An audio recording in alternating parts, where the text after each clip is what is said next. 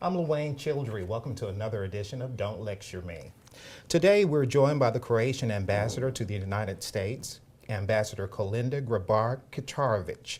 Welcome, Ambassador. Thank you. Tell us a little bit about Croatia and why it's important for the U.S. to have an ambassador from your country. Well, yeah, I could, be talking about Croatia for a very, very long time, but let me just try to summarize it in a few sentences. Contrary to what most people think, we're not a new country that just emerged back in the 90s. We used to have our medieval kingdom and were independent for centuries before we actually lost our independence, first to Austria-Hungary and then to Yugoslavia afterwards. But in the 1990s, we regained our independence. Unfortunately, we paid quite a high price for that with the war and destruction and human suffering.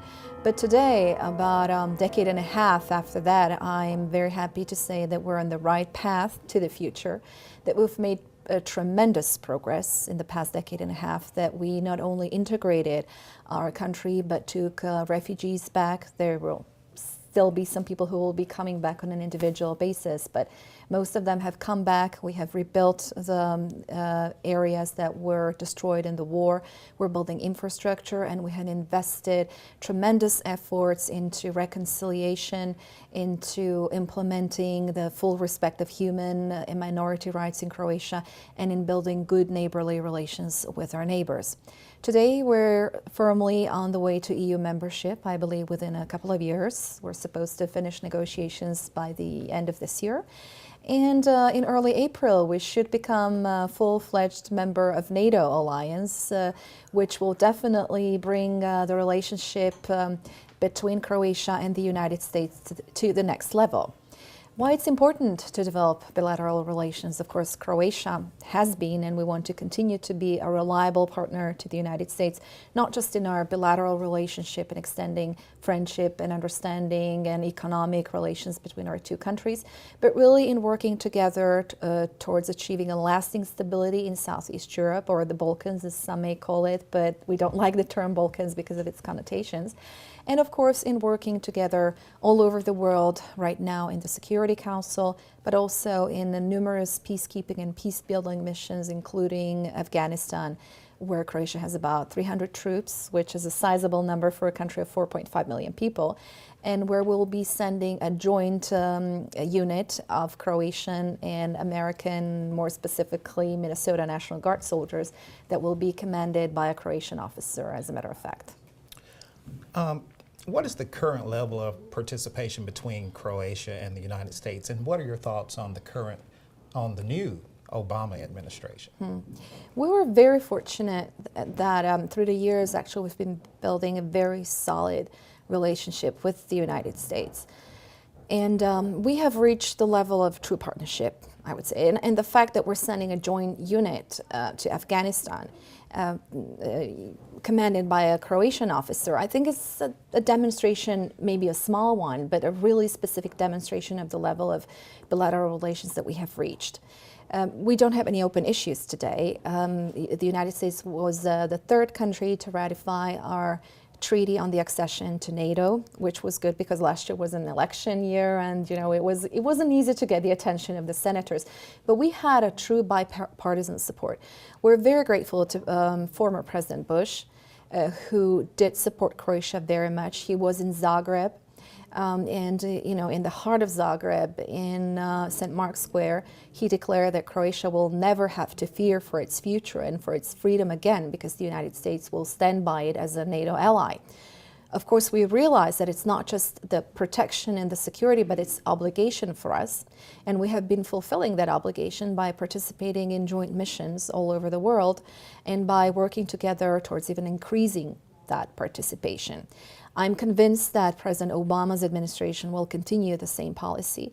And as a matter of fact, then presidential candidate and Senator Obama, after our treaty was ratified in the Senate, gave a very positive statement regarding the reforms in Croatia and Albania, who is together with us. in this process to become full members of NATO. And he said that actually the United States should encourage other allies to ratify the treaty as soon as possible for Croatia and Albania to become members of NATO during the next summit. And I think it is really a reassurance of what President Obama will be doing, what kind of policy he'll have towards Southeast Europe and Croatia. Vice President Biden knows the region very well. He's been very supportive.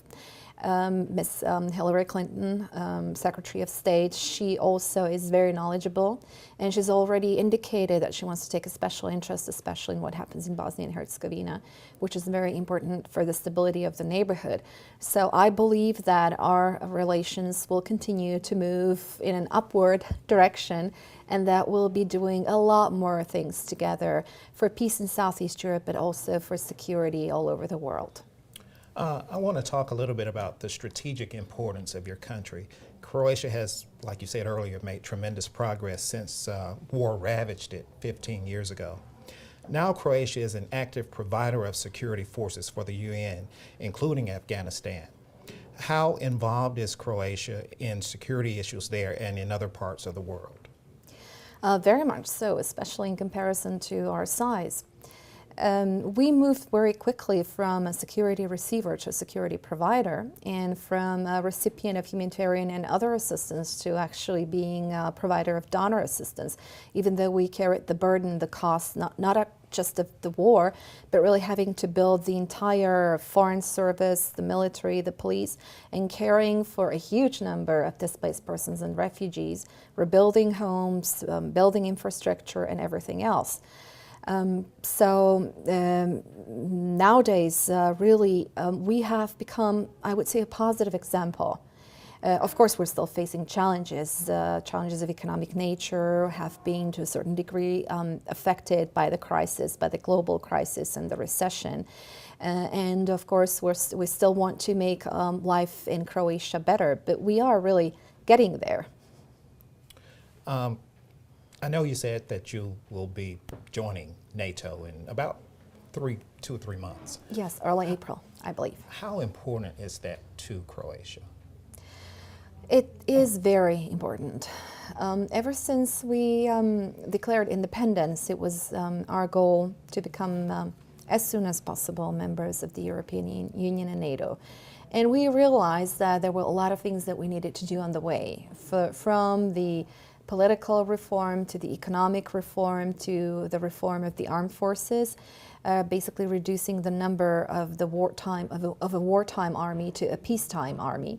That needs to be NATO compatible, not just the weapons, but the training and everything. So our cooperation in Afghanistan is very important in that sense, but our cooperation elsewhere as well. But NATO is not just a security mechanism, it's not just a security umbrella.